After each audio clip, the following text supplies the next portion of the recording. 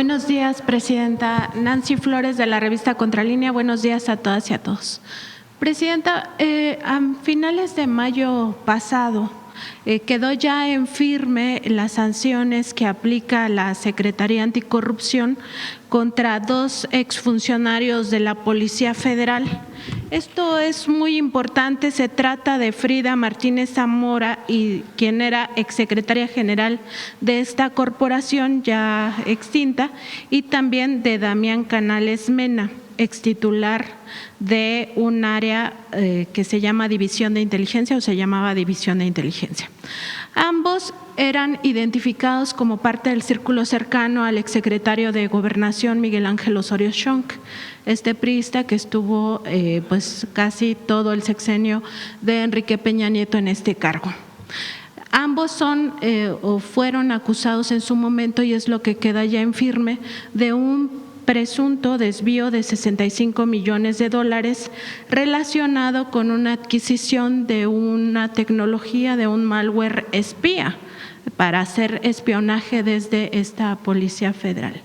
Ahora que los políticos del PRIAN pues han tomado este disfraz, esta nueva bandera de estar en una pues supuesta cruzada contra el crimen organizado, pues vale la pena para el pueblo de México recordar quiénes son y qué hicieron en sus gobiernos, porque al final ellos parecían una mafia enquistada en la administración pública. No solo es el caso de estos 2 exfuncionarios de la Policía Federal, sino también la propia trayectoria de Miguel Ángel Osorio Chong al frente de la Secretaría de Gobernación o del propio Enrique Peña Nieto, y así podemos ir a lo largo de la historia. Recordar rápidamente que en el caso del narcotráfico, pues en el periodo del PRI en el gobierno, pues el cártel de Guadalajara traía la plana mayor, charolas de la Dirección Federal de Seguridad, como si fueran agentes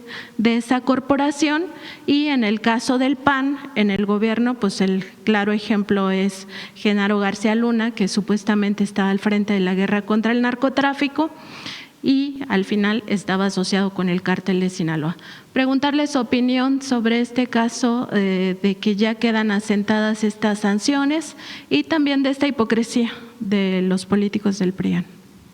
Hay este caso que también se presenta denuncia penal, no solamente administrativa, y hay muchos otros que hace poco mencioné, vinculados con el caso García Luna, que la Fiscalía General de la República ya hizo detenciones. ¿De qué se trataba? García Luna no solamente en el periodo que fue secretario de Seguridad, con lo que ya conocemos de resultados de ese periodo, que fue más violencia, más homicidios, más dolor para el pueblo de México. Y al mismo tiempo ya conocemos que en realidad, más que una guerra contra el narco, pues decidieron asociarse a un cártel. Es de todos conocido y hay suficientes pruebas para confirmar esto. Se asociaron con el cártel de Sinaloa en contra de otros grupos delictivos, cosa que nosotros jamás haríamos. Jamás. Nosotros no establecemos ninguna relación de contubernio con nadie, ni con delincuentes comunes, ni con delincuencia organizada, ni con delincuentes de cuello blanco. Entonces, en ese periodo, no solamente fue esta desgracia, porque así es, para México, sino que además se utilizaron recursos públicos para comprar equipo a precios muy altos, precios que no correspondían con lo que era. García Luna sale de secretario de Seguridad Pública del gobierno de Calderón y pone una empresa privada o varias empresas privadas que se dedican a la seguridad, a vender equipos para la seguridad, importados principalmente. Entonces vendía desde cámaras de seguridad hasta equipos muy elaborados, como de espionaje. Entonces, el gobierno de Peña Nieto y otros gobiernos estatales, durante ese periodo, le compran a las empresas de García Luna equipo. Cuando se hace la investigación, pues resulta que el equipo o nunca llegó, o estaba al triple o al cuádruple o al quíntuple de precio. Es decir, había corrupción en esta venta. Estas pruebas ya no se usaron en el juicio de García Luna vinculado, que lo vincula con el narcotráfico en Estados Unidos.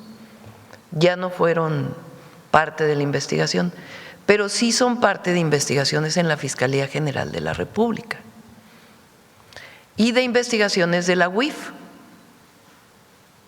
que recientemente tuvo una resolución en donde los empresarios vinculados con esto tienen que regresar el dinero. Ya va a venir la UIF a informar esto. Y se están localizando propiedades de estos empresarios para que con ello se pague al gobierno de México. Pero lo importante que se sepa es que García Luna no termina su contubernio con el poder y los grupos delictivos en 2012, continúa hasta el 2018.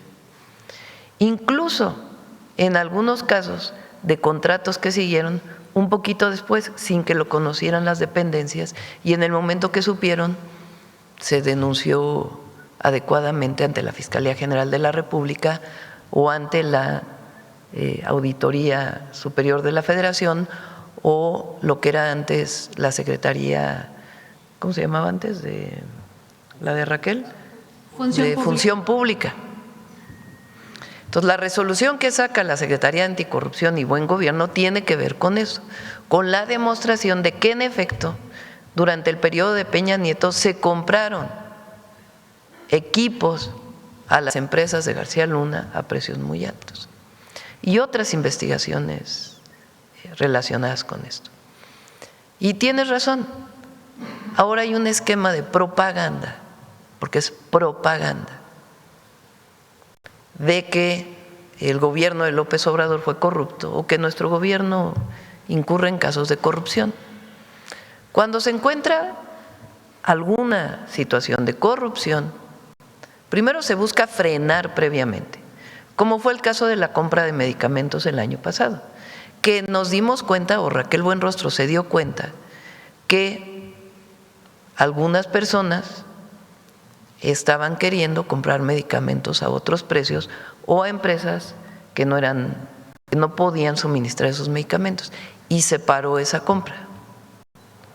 Entonces se despidió a los funcionarios públicos. Es decir, no llegó a concluirse ese episodio de corrupción, porque se detectó previamente, de manera preventiva se tomaron medidas. Y hay otros casos en donde se encuentra que hay problemas y de inmediato actúa la Secretaría o se presenta ante la Fiscalía General de la República. Entonces sí, en efecto, hay mucha desfachatez, por decirlo menos, en decir que hay corrupción cuando en realidad pues fueron gobiernos muy corruptos. Y aquí, en nuestro gobierno, cuando se encuentra que hay un caso, se presume un caso, de inmediato se investiga y se lleva hasta sus últimas consecuencias. Y hay varios casos que hemos señalado aquí en la mañanera. Y van a seguir la investigación de muchos casos que trae la Fiscalía, que siguen su proceso de investigación. No habría los recursos que tiene el Gobierno de México para los programas de bienestar, la inversión pública y la operación del gobierno si hubiera la corrupción del pasado.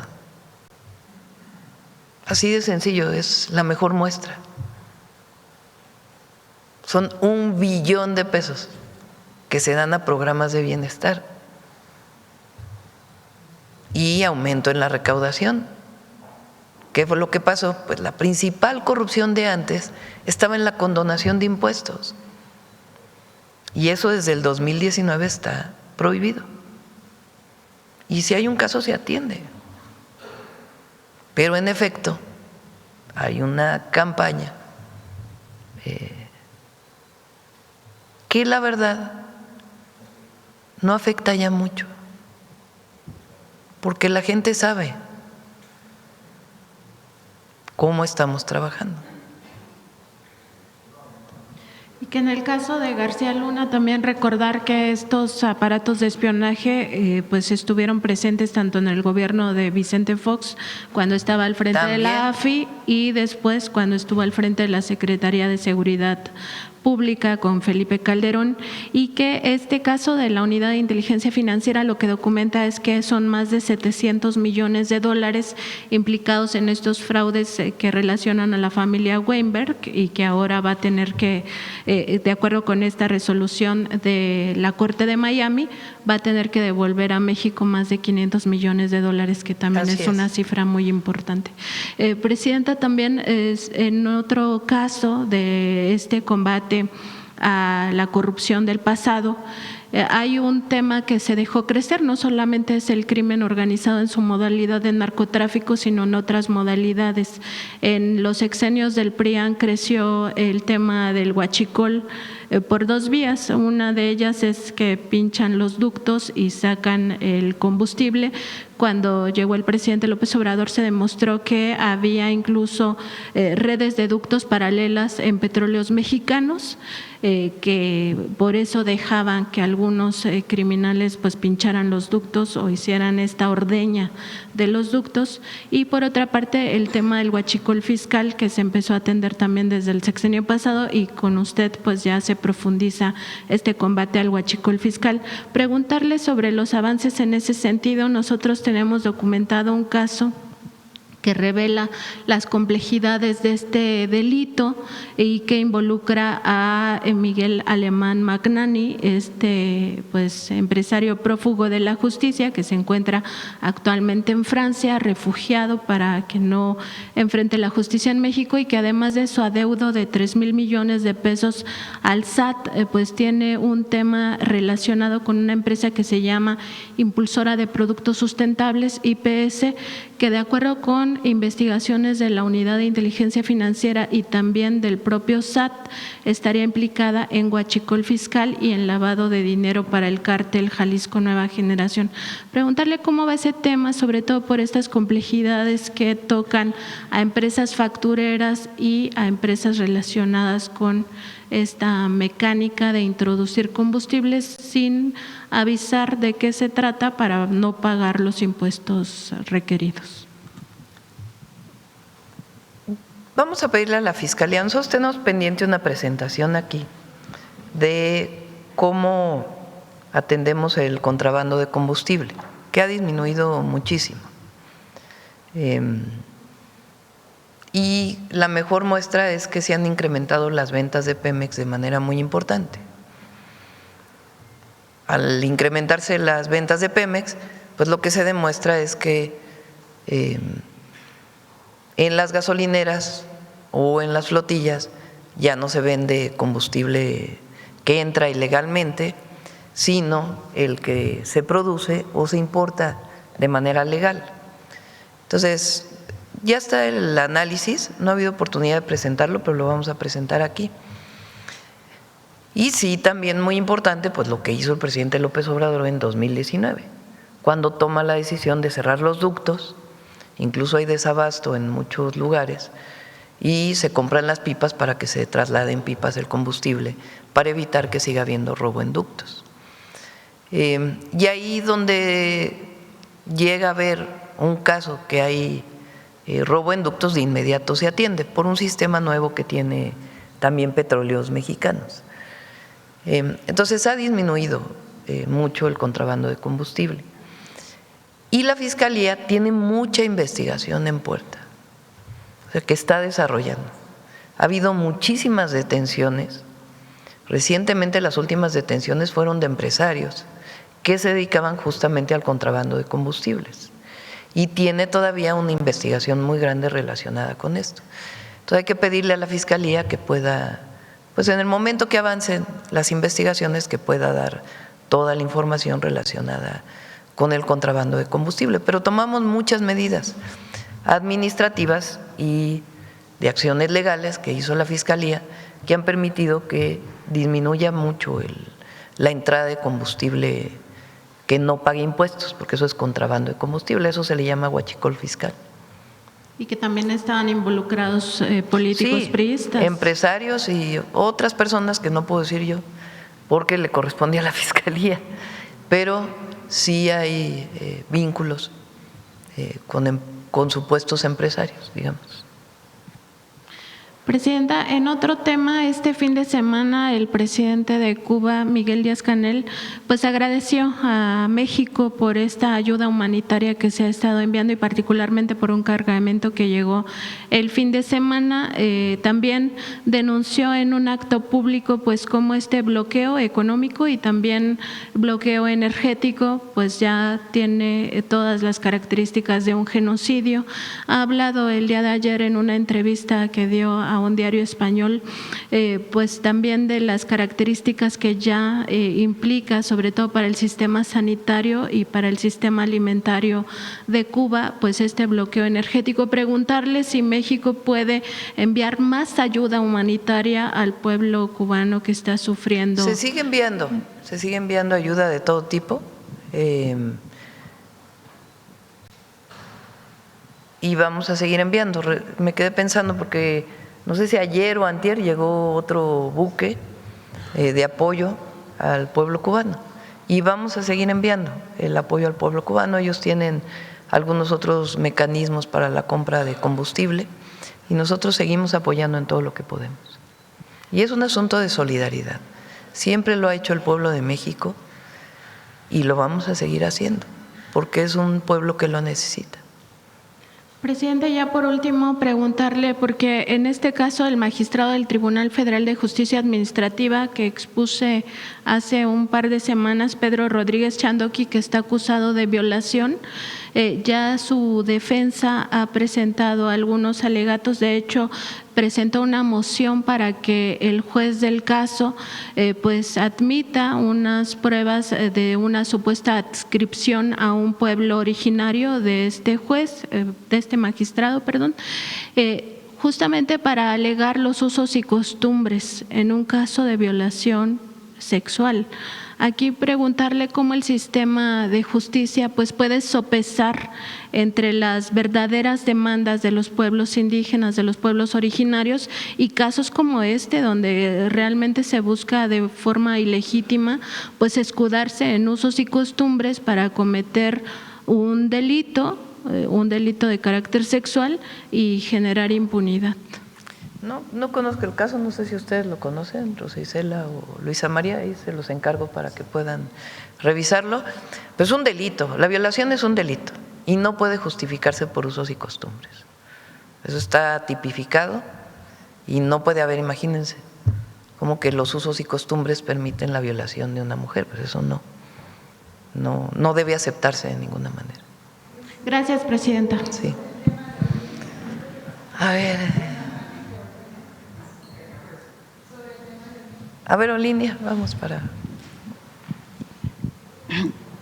Presidenta, buenos días. Misión cumplida con Olinia. Ha cumplido un proyecto que prometió dentro de su plan de gobierno, así como dentro del Plan México. El día de ayer usted mencionó que la operación para Olinia iba a ser a través de un programa mixto, de empresas mixtas. Mi pregunta es, ¿cómo se van a incluir los empresarios interesados en invertir en el automóvil 100% mexicano? Roberto, ¿quieres? La convocatoria, ¿cómo será y todo?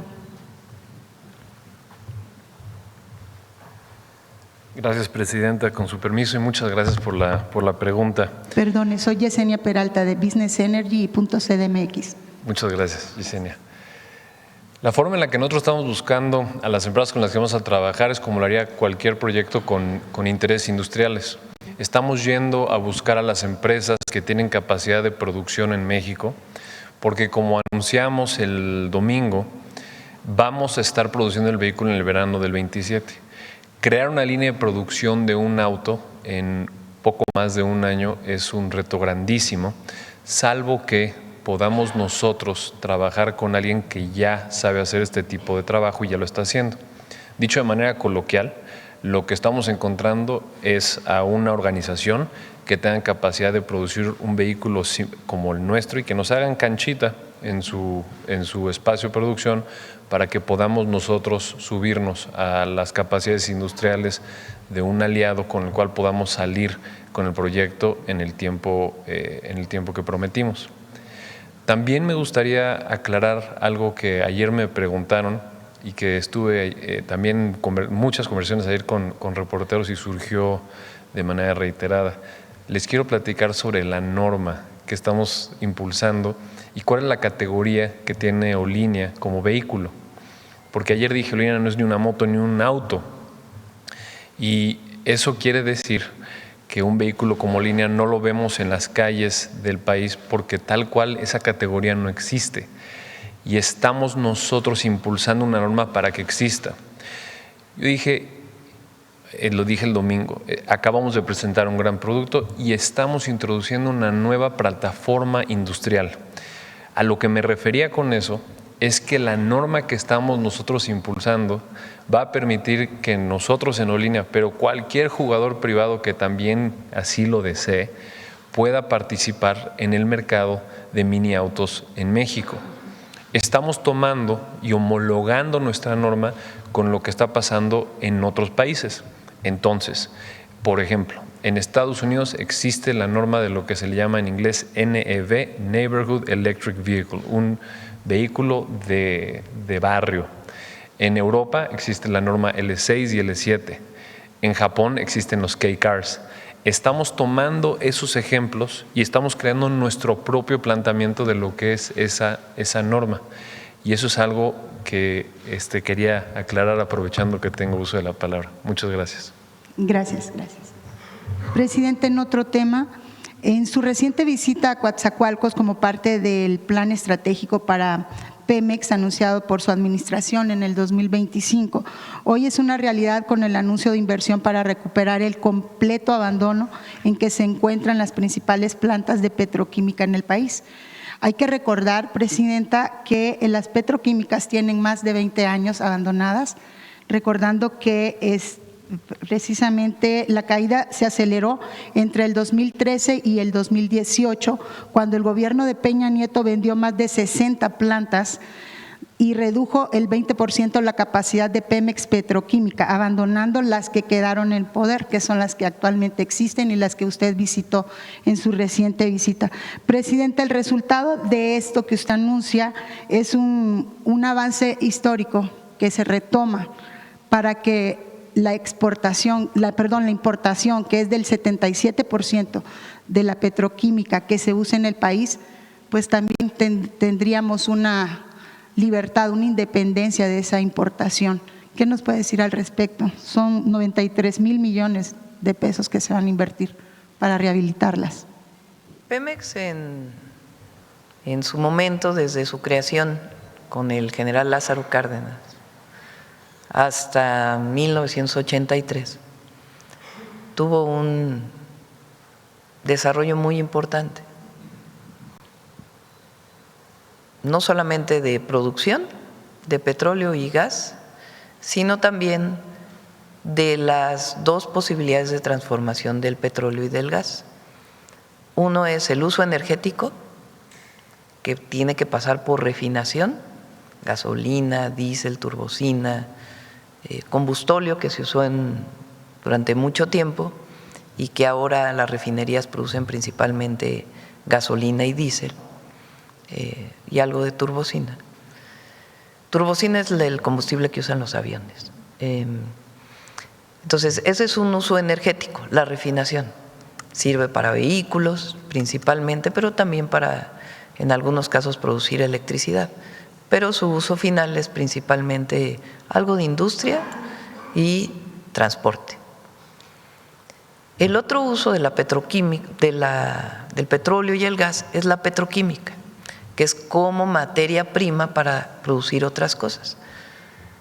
El plástico, prácticamente lo que hoy se usa en la vida moderna, vamos a decirlo así, viene de la petroquímica. México era una potencia en petroquímica durante ese periodo y sobre todo fue Zedillo quien privatizó la petroquímica.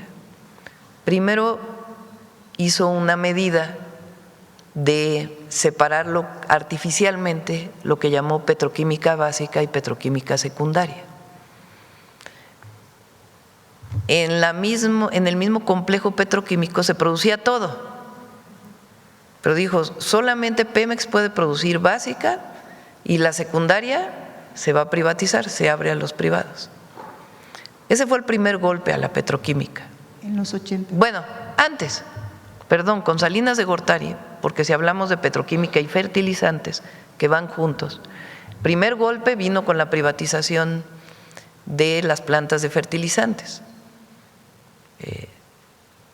En ese caso, fíjense, Teléfonos de México se privatizó, pero creció. En ese caso se privatizó e igual que los ferrocarriles, se cerró en unos años. Entonces, se privatiza y se cierra y ese empresario empieza a importar fertilizante y se abandonan complejos completos.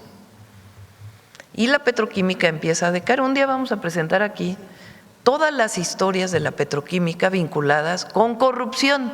Está el caso de Fertinal, que lo sigue investigando la Fiscalía, por cierto, que es uno de los casos más que ya fue con Peña, terribles, de privatizaciones y de venta de nuevo a Pemex con una corrupción enorme. Cuando llega el presidente López Obrador, pues su primer objetivo es aumentar la producción de petróleo y mejorar las refinerías y construir la nueva refinería. Y en el proceso empieza a recuperar las plantas de fertilizantes, Fertinal particularmente, y algo las plantas petroquímicas, que las impulsa de alguna manera. Nosotros cuando llegamos, pues es aumentar la producción o mantenerla en 1.8 millones de barriles diarios, terminar todas las obras de refinerías que se están haciendo, particularmente la de Tula y Salina Cruz, y tomamos la decisión de impulsar la petroquímica. Y entonces estamos destinando recursos muy importantes para la rehabilitación de la petroquímica, de 4 plantas de petroquímica, 3 de ellas en Veracruz, que es muy importante que se desarrollen, generan empleo y además pues permite nuevamente que México produzca y que no estemos importando. Sí, muchas gracias, presidente. En mi última intervención, en su reciente visita a Tabasco para rescatar el precio del cacao, presentando un gran proyecto, presidenta, que garantiza la defensa del trabajo de los campesinos tabasqueños que por años se encontraban indefensos ante el coyotaje del precio de sus cosechas. Presidenta, Tabasco es un territorio fértil y gracias a estas propuestas federales que se están implementando, este sector tan castigado y bajo la coordinación con el gobernador del estado, Javier May, y sus propuestas, estamos volviendo a la economía primaria, que era tan importante. El cacao, hay que recordar que en el sur, o más bien en Tabasco, era la economía primaria. Después nos volvimos un estado eminentemente petrolero, pero el rescate de esa economía primaria, presidenta, se debe a los grandes proyectos federales que se están haciendo en el estado. Usted mencionó ese día que estuvimos ahí, que se proyectará un programa, un proyecto para exportar el cacao tabasqueño, aprovechando las buenas relaciones que se acaban de establecer con la Comunidad Europea. ¿De qué manera piensa realizar esta incursión del cacao mexicano, tabasqueño, a Europa? Primero hay que aumentar la producción. Segundo, garantizarle precio a los productores. Si garantizas un precio, pues garantizas que se siga produciendo y el bienestar de quien produce. Y a partir de ahí, pues ya a dónde se dirige la producción de cacao. La idea es que no se venda en pulpa, sino que se venda seco, eso ya aumenta su precio. Y además hay actividades casi artesanales que se usan desde hace tiempos ancestrales en Tabasco, que lo que estamos haciendo es fortalecer con algunas tecnologías apropiadas para Tabasco que permitan que aumente la venta de cacao seco y bajo ciertos mecanismos que permiten que no pierda su calidad. Y a partir de ahí pues hay dos opciones, o la producción de chocolate directo en la planta de producción que ya empieza a instalarse en Tabasco, o la exportación, o para el mercado interno, pero garantizando siempre precio. El objetivo es que se duplique la producción en Tabasco de cacao bajo estos mecanismos. Y quien está a cargo de este programa, pues obviamente es Columba López, la secretaria de Agricultura y Desarrollo Rural, María Luisa Albores, la directora de Alimentación para el Bienestar, y el propio gobernador Javier May, que también está haciendo un extraordinario trabajo. Muchas gracias, presidenta. Gracias. Vamos por acá, a ver.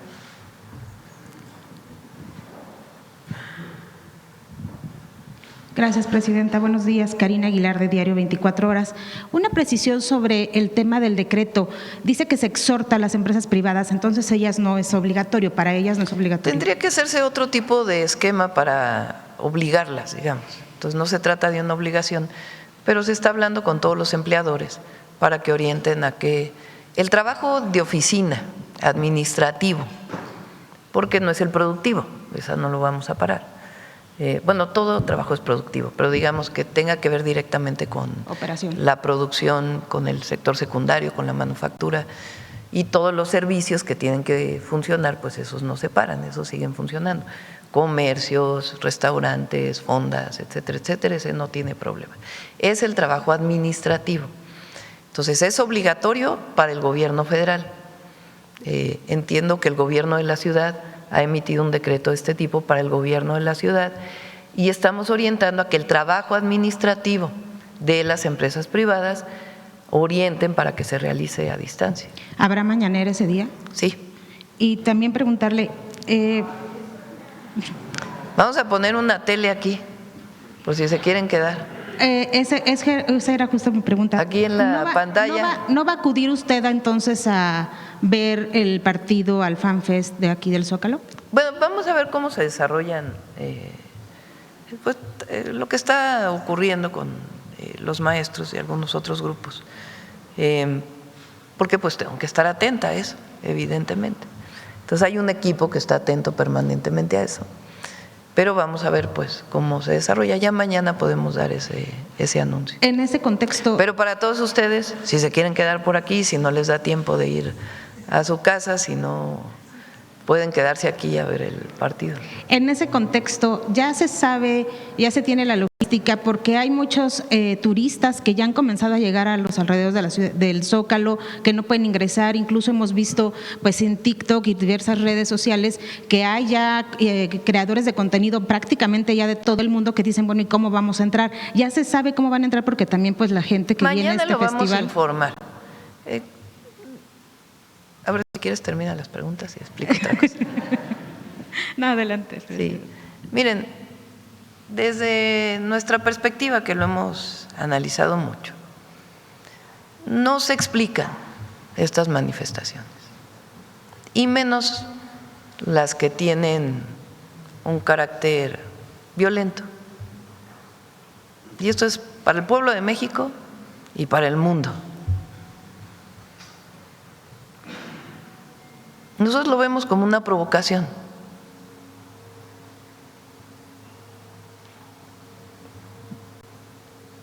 Como para decir, miren qué mal está la situación en México.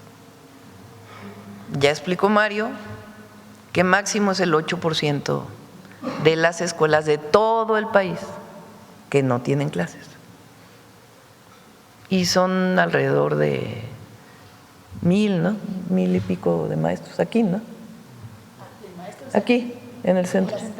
Como 3,000 que están aquí en el centro. Han tenido todo el diálogo, todo.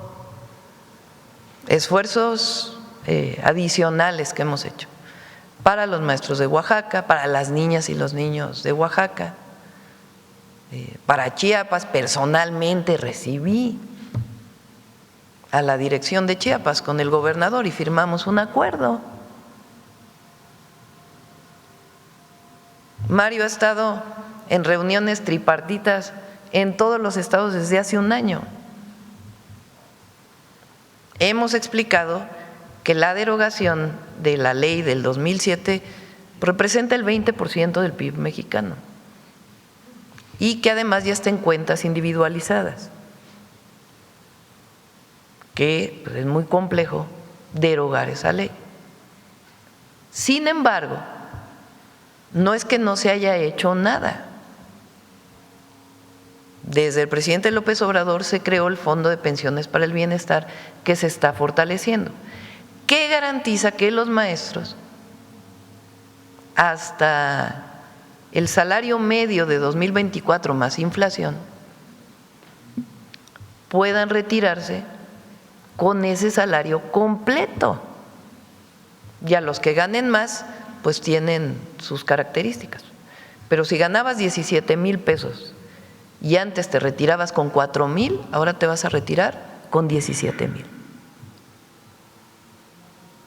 Eso hace que no todo quede en cuentas individualizadas, sino que hay un fondo de pensiones para el bienestar que ya es solidario, que estamos fortaleciendo. Además, ayer lo dijo Martí, se propone fortalecer el pensioniste. Una persona que se retira, una persona tiene sus cuentas, de acuerdo con las leyes que se aprobaron en el neoliberalismo. El retiro está en una Afore, en una cuenta de una Afore. Pero cuando te retiras, ¿quién te paga tu retiro mensual, tu pensión mensual? Una aseguradora privada que se queda con parte de lo que te paga, porque si no, no tendría cómo cobrar. Bueno, nosotros estamos proponiendo la creación de una aseguradora pública, de tal manera que vas a recibir más porque no va a haber las comisiones o va a haber una comisión mínima relacionada con un área administrativa pequeña. Entonces es un adicional que estamos proponiendo. Sobre las demandas de salario, bueno, ya explicó Mario, porque este es el salario base. Los maestros además ganan más por estímulos adicionales que tienen de acuerdo a su trabajo y su evaluación, pero su salario base ha aumentado de manera muy significativa y va a seguir aumentando por encima de la inflación. Y además, pues se han atendido las demandas concretas de cada estado. Oye, que los maestros de educación física tienen un salario menor, bueno, vamos a ver de qué manera se les puede mejorar. ¿Qué hacen falta plazas porque no hay maestros suficientes en estos espacios? Bueno, pues vamos a generar las condiciones para que siga habiendo plazas. Vamos a basificar a los profesores para que no tengan la duda de que algún día no van a tener certeza de su trabajo. 1,200,000 basificaciones. En fin, y una atención permanente. Un problema que se quejaban mucho, que me lo dijeron en campaña, es de que trabajaban, por ejemplo, en un lugar alejado de donde ellos eran y era muy difícil regresar con su familia. Entonces se simplificaron todos los mecanismos para que puedan tener esta movilidad que antes no tenían, y se sigue trabajando y se dice las mesas de diálogo están abiertas. Entonces, ¿cuál es la razón? Y por eso decimos que no tiene que ver pues ya con las demandas legítimas, sino con una orientación. Ahora, de decir no hay, la presidenta de México y el gobierno de México pues tienen un problema en México. En México no hay problema. Bueno, sí hay muchos problemas, pero los atendemos. Pero no hay un asunto que tenga que ver con un descontento social. No existe eso. Hay ciertos grupos que no están de acuerdo con medidas y se les atiende como en cualquier país del mundo. Y la Secretaría de Gobernación trabaja permanentemente. El tema de los desaparecidos, la secretaria está permanentemente y se sigue en el trabajo de búsqueda de una manera como nunca antes se había hecho. Y además con la prevención en el momento que hay una persona en esta circunstancia. Y ha disminuido. Entonces, digamos, están atendiendo los temas. ¿Se quiere manifestarse? Pues que se manifiesten de manera pacífica. ¿Qué sentido tiene manifestarse de manera violenta? Eso es lo que en el pueblo de México y en el exterior es quién quiere generar violencia. Y de manera muy responsable les voy a pasar un video. Porque yo he dicho que los extremos se juntan. Entonces, recientemente Salinas Pliego tuvo una entrevista con Adela Micha y dijo esto, y lo digo de manera muy responsable, y no es un asunto del debate que hemos tenido, pero no puede dejarse pasar. Miren. Pero va a tener que ser otra cosa más ruda. Por ejemplo, a lo mejor es necesario hacer una huelga en cierto momento. ¿Convocarías a eso? A lo mejor, pero a lo mejor es necesario hacer presencia física y bloquear los accesos. Nada de que manifestación de blanco y pacífico, vale madre. Ya lo hicieron, no sirve para nada. Tiene que ser más rudo. Esto lo dijo hace unos días un empresario mexicano que tiene empresas en México. ¿Considera que está detrás de estos bloqueos y manifestaciones? No tengo pruebas, pero digo que los extremos se juntan. ¿Cómo es? O sea, vamos a sumar 1 más 1. ¿Cómo es? Pero lo digo de manera muy responsable. ¿Cómo es que este empresario que utiliza su televisora contra el gobierno de México, haciendo propaganda contra el gobierno de México, que tiene empresas, llama a la violencia? Porque eso es lo que dice ahí. Y él asimismo dice que es de derecha, de ultraderecha. Y al mismo tiempo, las personas que están aquí en el centro de la ciudad, y que ayer algunos vehículos venían a la ciudad,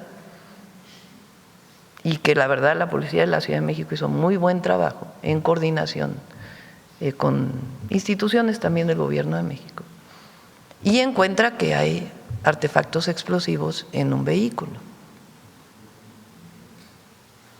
Entonces, los extremos se juntan y quieren dar una idea de que hay caos, de que hay problemas, justo en un evento internacional que hemos venido preparando desde hace mucho tiempo. Entonces, en primer lugar, la responsabilidad de la presidenta es hacer un llamado a todos a que cualquier manifestación sea pacífica, pacífica. Y lo hago de manera muy responsable, a todos, a Salinas Pliego, el empresario, a que está bien que esté en desacuerdo, pero no puede él llamar actos de violencia. Y se junta con estos grupos que supuestamente son muy radicales, supuestamente, que hacen actividades violentas. Entonces, esto es muy importante para el pueblo de México y para los que nos visitan. Entonces, sí hay una provocación para evitar o para mostrar que hay caos en México. Y eso, primero, no es cierto. Está montado. Está montado. Entonces, ¿qué tenemos que hacer nosotros? Actuar de manera muy responsable. También para el pueblo de México y para los visitantes internacionales. Mañana se celebra el 10 de junio, el aniversario de un acto represivo del Estado en 1971, cuando era presidente Echeverría, que contrató paramilitares, los llamados halcones, para golpear estudiantes, asesinarlos, porque hubo personas fallecidas en ese evento. ¿Y no les parece extraño que lo que están llamando casi ellos es reprímanos? Para mostrar supuestamente que nuestro gobierno es igual al del 1971. Pues no. No vamos a reprimir. Eso es para el pueblo de México y para el mundo entero. Hay mecanismos que la policía de la ciudad ha usado desde hace mucho tiempo que contienen, ayudan, evitan, y hay diálogo permanente con los manifestantes, diálogo permanente. Incluso quienes llaman a la manifestación de mañana formalmente hicieron un llamado para que no se llegue al Zócalo, que se llegue a un espacio anterior. Entonces, a los turistas que quieren entrar al Zócalo y que tienen problemas, pues estamos viviendo esta situación. Y no tiene por qué esconderse, sino al revés, abrirla y explicar que las vallas que están puestas en distintos lugares, pues es para evitar y para mantener la seguridad del lugar y para evitar pues que sea directamente con policías que haya un enfrentamiento. Entonces, pues lamentamos que esta situación esté ocurriendo, pero es una situación en donde se quiere hacerse parecer que en México tenemos una ebullición social muy grande. Y eso no es verdad, no es así, porque yo camino por todo el país sin problema y la gente apoya al gobierno. Entonces es muy importante que esto se sepa. Ahora, vamos a actuar de manera muy responsable y se garantiza la inauguración. Está garantizada, no hay problema. Se va a desarrollar la inauguración y no vamos a caer en ninguna provocación. En ninguna provocación. Pero es importante que la gente sepa que nos quieren colocar en esta circunstancia. ¿Quiénes? Pues desde la ultraderecha, porque así se llaman a sí mismos, que de manera muy irresponsable están llamando a la violencia, la verdad, y también otros grupos supuestamente muy radicalizados que también caen en estos actos. Afortunadamente tenemos un extraordinario equipo de gobernación, en educación y de diálogo permanente, porque siempre hay que dejar una puerta abierta al diálogo, porque no se puede cerrar las puertas. Pero no vamos a caer en la provocación, no vamos a caer en la provocación. Y vamos a estar de manera muy responsable informando, avisando y que la gente sepa esta situación. Y el Mundial se va a disfrutar igual. Presidenta, en otro tema, con estas llamadas que han sostenido con el secretario de Estado de Estados Unidos y con autoridades de ese país, ¿ya les informaron las circunstancias de los mexicanos que murieron luego de ser detenidos por el ICE? Y si nos pueden, por favor, actualizar las cifras de cuántos detenidos hay todavía y qué está pasando con las denuncias que hicieron familiares allá, por favor. ¿Tienes los datos? Con su permiso, Presidenta. Mira, es un tema que se sigue atendiendo. Como sabes, formalmente presentamos varios escritos ante el Departamento de Estado. No nos han informado del estatus de las investigaciones, pero naturalmente es algo en lo que hemos seguido insistiendo. Y además hay varios juicios al interior de Estados Unidos que se están resolviendo sobre este mismo punto. Están en distintas etapas procesales.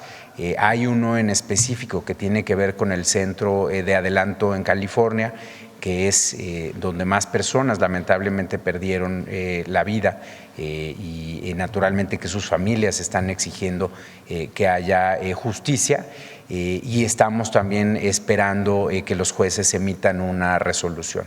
En cuanto al número de detenidos, se mantiene estable de lo que hemos mencionado previamente. Hay aproximadamente 14,000 detenidos en centros de ICE y de CBP que están en espera de ser repatriados o bien tienen algún recurso en contra de esa repatriación que están esperando sea resuelto. Gracias. Y con la llamada que tuvieron con Marco Rubio, ¿entonces ya se descarta una llamada entre usted y el presidente Donald Trump pronto? Siempre está abierta esa posibilidad. Lo que es importante es que nosotros dejamos muy en claro nuestra posición respecto a las solicitudes de detención urgente con carácter de extradición. Dejamos claro que no queremos injerencia. Tuvimos la movilización del domingo anterior y hasta ahora, que yo siempre dije que son grupos también de ultraderecha de allá, que quieren romper la relación entre México y Estados Unidos. O sea, que buscan que no haya una relación ni comercial, ni en temas de seguridad, ni en otros temas. Y la llamada del secretario Rubio ayer, las últimas declaraciones del embajador, la declaración del secretario de Seguridad Nacional de los Estados Unidos,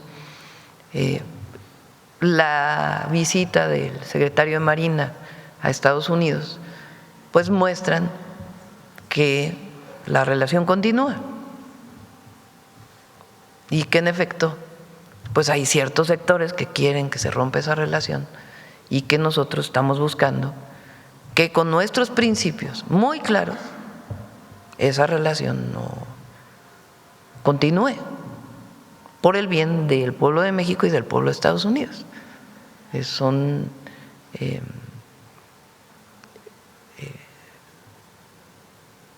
decir, no se puede buscar un rompimiento.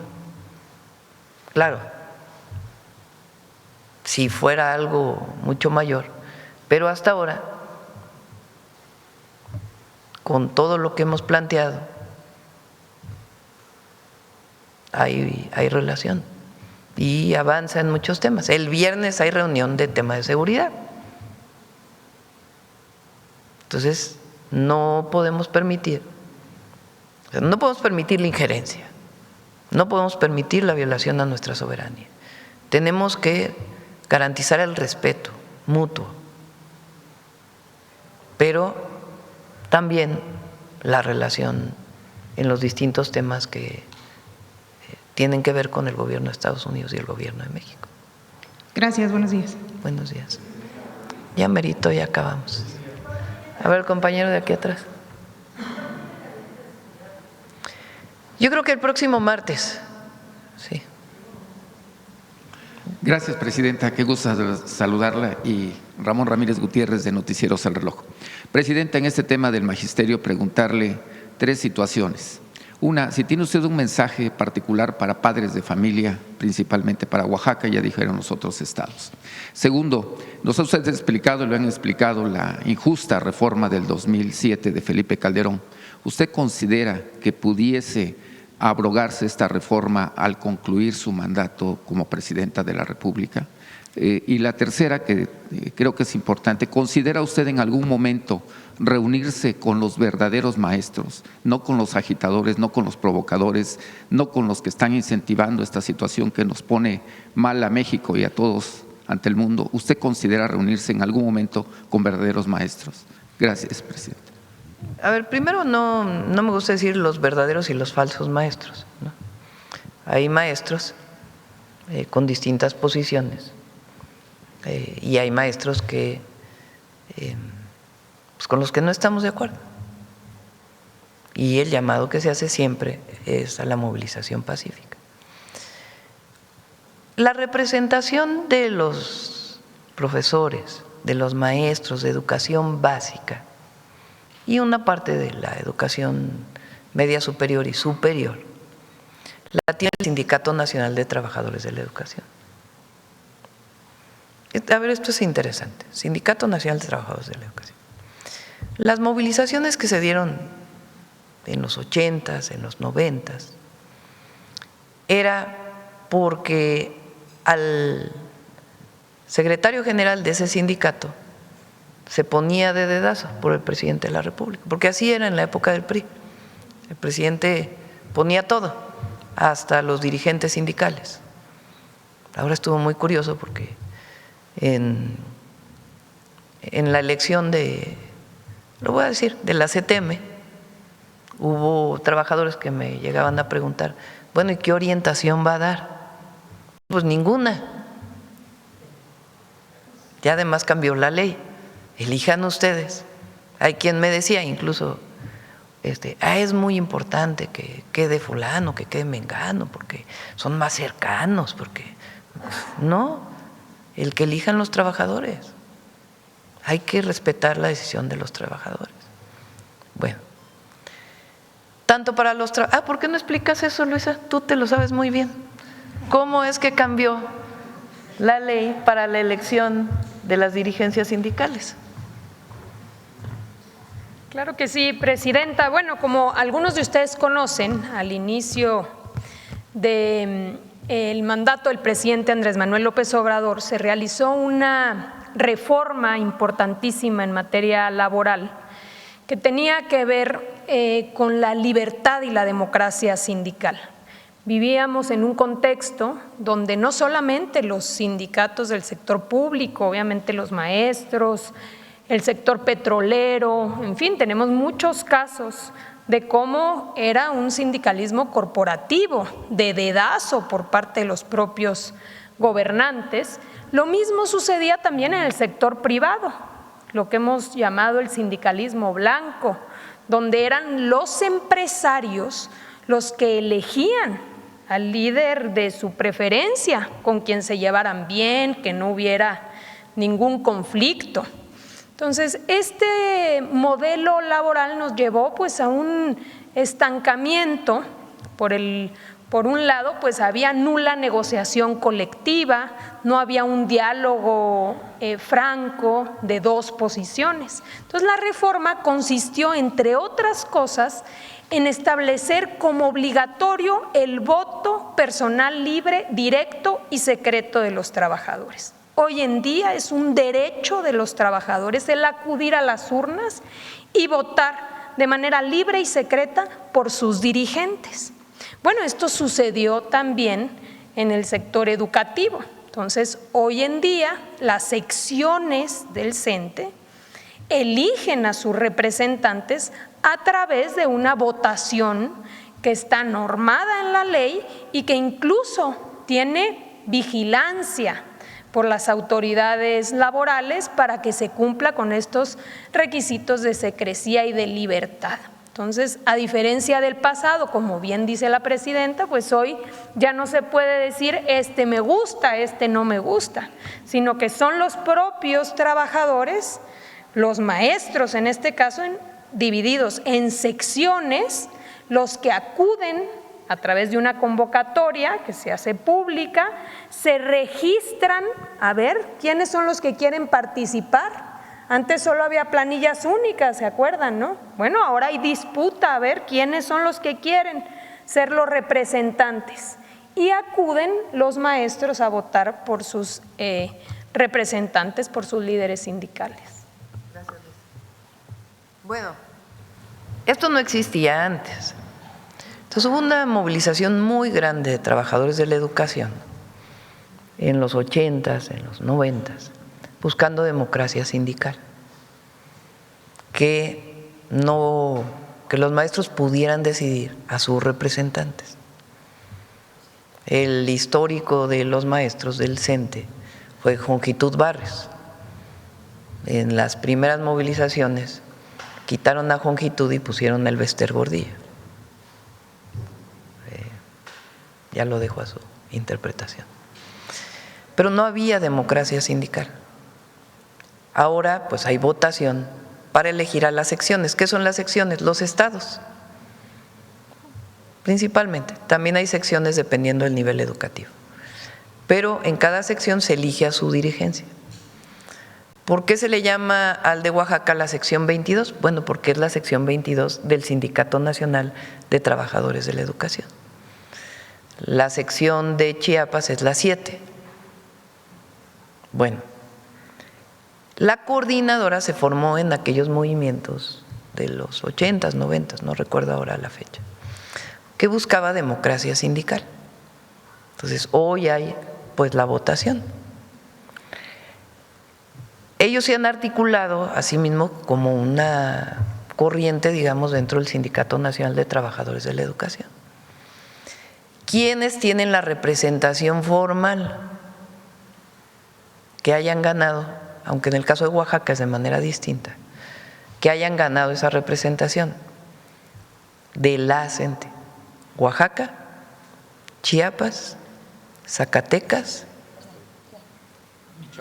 Michoacán, no, Zacatecas, 3, que tienen la representación votada por sus compañeros. En los otros sitios se agrupan con el Sindicato Nacional de Trabajadores de la Educación o con algún otro grupo que ellos mismos hayan definido en su estado. Entonces, en Guerrero, por ejemplo, no tienen la representación. No la tienen. Los maestros no votaron por ellos para su representación. Y están aquí un grupo de ellos que incluso se les ha recibido, aunque no tengan la representación. Entonces, nosotros siempre vamos a hablar, el secretario de Educación, la secretaria de Gobernación, siempre van a tener la puerta abierta para dialogar, porque esa no debe cerrarse. Por eso son en realidad el 8% de los maestros que están, o las escuelas que están en paro. O sea, porque los demás pues siguen sus actividades normales. Entonces, yo me reuní con Chiapas. ¿Por qué? Porque ya se había llegado a un acuerdo. Ya se había llegado a un acuerdo con el secretario de Educación Pública, con el gobernador, ya habían avanzado, ya estaban de acuerdo. Y yo llegué prácticamente a decir, bueno, ya llegaron a un acuerdo, está bien, vamos a firmar el acuerdo. A eso llegué. Pero pues el proceso, ¿cómo voy a decidir como presidenta que si faltan 5 plazas en Tlaxiaco? Pues no, quien tiene esa información pues es el secretario de Educación Pública y el Instituto de Educación del Estado de Oaxaca.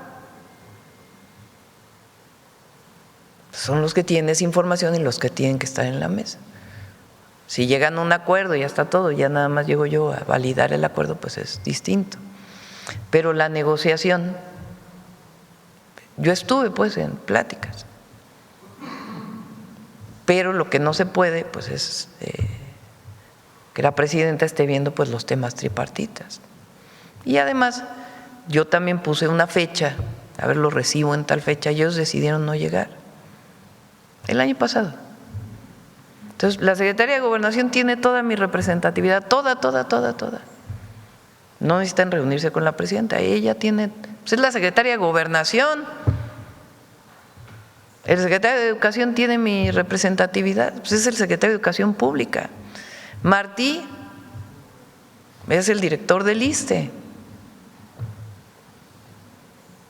Entonces, la reforma del 2007, por cómo avanzó, por cómo se desarrolló, por las cuentas individualizadas, no es que se haya echado, no es que se haya derogado como tal, pero sí cambió radicalmente. Cambió radicalmente. Antes no había fondo de pensiones para el bienestar, no había la parte solidaria. O sea, ¿cómo van a decir que es lo mismo si antes se retiraban con 4,000 pesos y hoy se retiran con 17,000?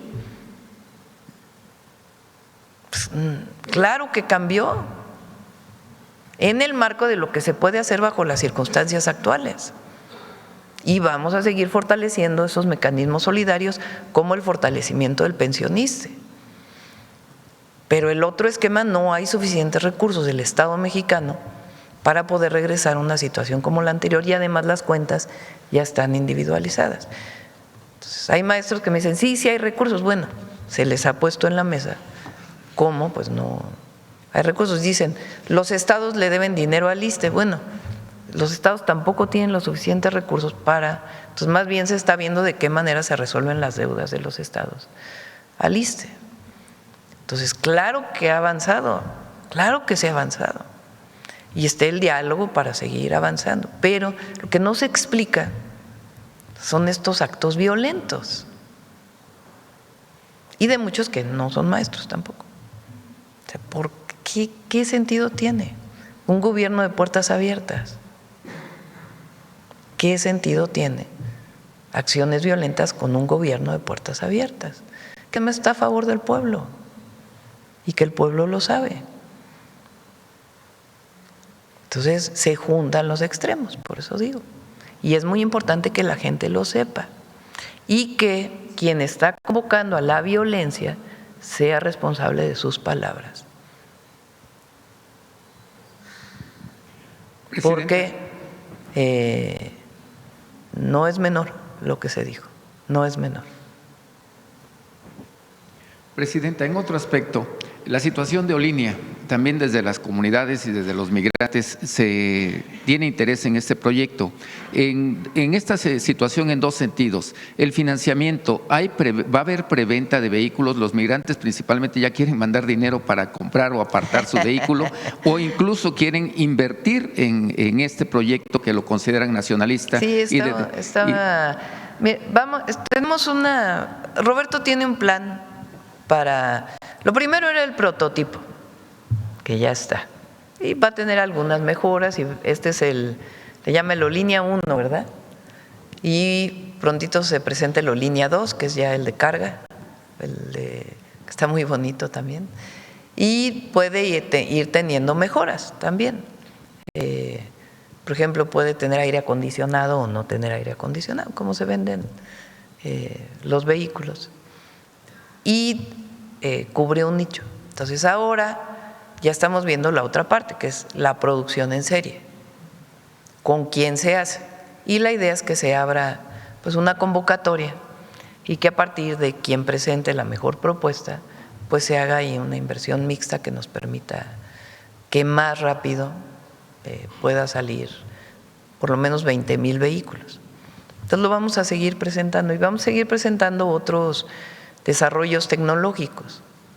Aquí comenté, por ejemplo, el IMSS, junto con la Secretaría de Ciencia, están desarrollando un equipo para diálisis, que ya pasó sus primeras pruebas, está en COFEPRIS ya, para que en el momento en que se libere ya se produzca, y es a precios mucho menores que lo que se vende en el mercado. Igual están drones que se están trabajando conjuntamente entre la Marina e institutos de investigación, equipos de radio y otras tecnologías que el objetivo es una primera innovación que se quede ya en el legado y en un esquema de producción que no tenga que ser subsidiado, sino que solito salga adelante. ¿Podría ser uno de los estados, el sur-sureste, que reciba esta inversión, dado que contamos con agua, contamos con tecnología, ya con mano de obra calificada y sobre todo la necesidad de empleo, que a lo mejor logra abatir situaciones sociales que se tienen ahí en el sur-sureste todavía? Sí, están buscando el mejor lugar, porque tiene que haber también cercanía con las autopartes, donde se producen las autopartes. La decisión es que la armadora de baterías, por lo pronto, como ensambladora, está en Puebla, porque ahí se dieron todas las facilidades por el gobernador, que la verdad apoyó mucho el proyecto. Bueno, tanto que su secretaria de Ciencia no la trajimos a la Secretaría de Ciencia como subsecretaria. También está otros proyectos semiconductores y otros proyectos que tenemos en puerta que ya vamos a ir presentando sus prototipos para el desarrollo. La Corte, Presidenta, acaba de decretar hace algunos días área nacional protegida el ex aeropuerto de Texcoco. Esta puede ser una gran solución también para lo que se viven en las comunidades indígenas que tienen conflictos agrarios. Tal vez ahí se pueda lograr el consenso de que se logre que se decrete área nacional protegida, algunas situaciones que se encuentran, territorios que se encuentran en conflicto. ¿Usted estaría de acuerdo a fomentar esta nueva figura que decretó la Corte y que pudiera resolver? No la decretó la Corte, la decretó el presidente López Obrador como área natural protegida. Lo que hizo la Corte fue ratificar, porque había amparos relacionados con eso. Entonces ratificó que en efecto es un área natural protegida. Ahí hay algunos conflictos agrarios que está atendiendo María Luisa Albores, es quien está encargada de esa área, junto con obviamente Edna Vega, atendiendo algunos problemas con algunos de los ejidos. Bueno, ya por último, secretaria, viene nuestra fiesta, por si no me toca participar antes. ¿Cómo se puede fomentar esta fiesta, la fiesta de los oaxaqueños, la Guelaguetza, a nivel nacional e internacional? Sobre todo que habla de nuestra identidad, de nuestros pueblos. Y si asistirá a Oaxaca. Tiene mucha promoción la Guelaguetza y va todo lo que haga falta. Yo creo que ya nos vamos. Gracias, presidente. 9:10. A ver la compañera que… Ya la última. Gracias. Antonia de Le Monde, no sé si es secretario Velasco a usted, sobre el Tratado de Agua de 1944 hay un problema con la cuestión de la sequía, es decir, que México no puede reducir el volumen de agua que manda a Estados Unidos en caso de sequía y Estados Unidos puede hacerlo. Entonces la deuda de México aumenta y Estados Unidos nada más reduce su cauta de agua. Es también el caso para la Convención de 1906. Estados Unidos tiene que dar agua a Ciudad Juárez y no lo hace o da muy poco agua. Entonces yo sé que usted no piensa negociar de nuevo ese tratado y que además con el presidente Trump es bastante complicado, pero como la sequía se va a repetir en los próximos años, ¿no hay algo que se podría hacer ahora para que no sea tan desigual entre México y Estados Unidos?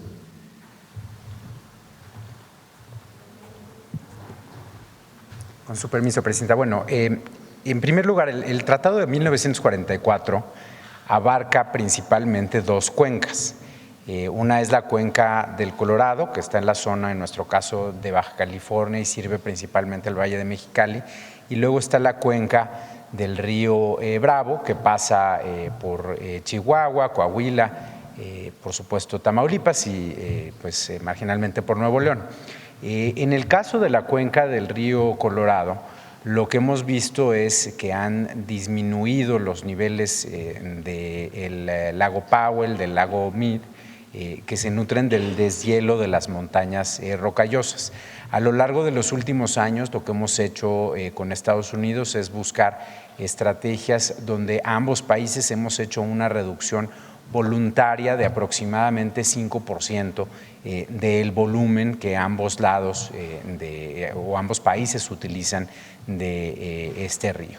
En el caso de la cuenca del río Bravo, desde que se firmó el tratado en 1944, se contempló una cláusula que permite que a lo largo de 5 años en un primer ciclo y después durante 5 años más, se puedan, conciliar en caso de sequía extraordinaria los saldos de agua que haya por distribuir entre los dos países.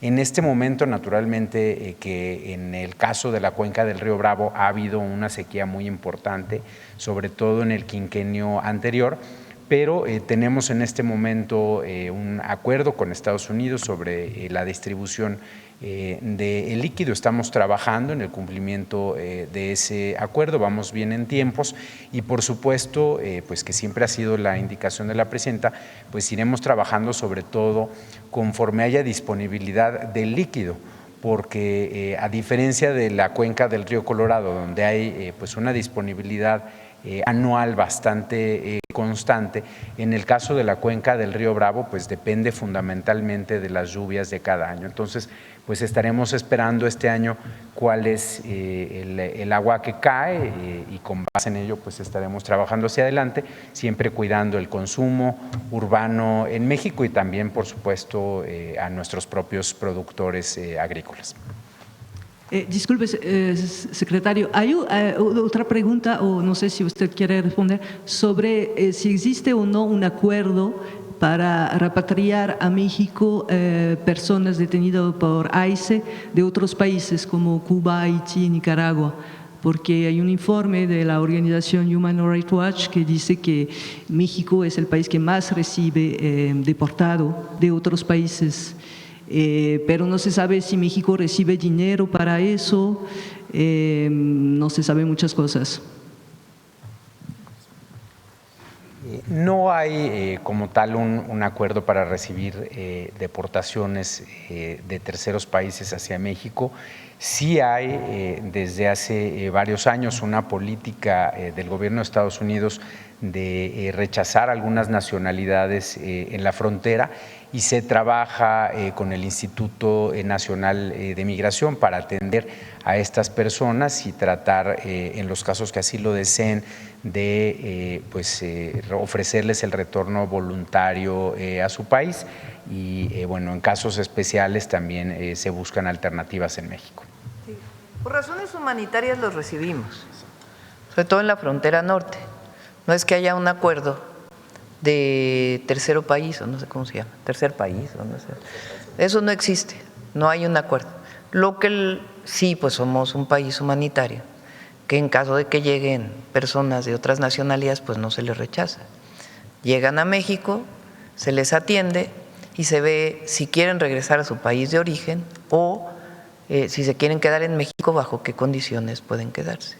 Entonces sí se han recibido de distintas nacionalidades y es por razones humanitarias que se les recibe.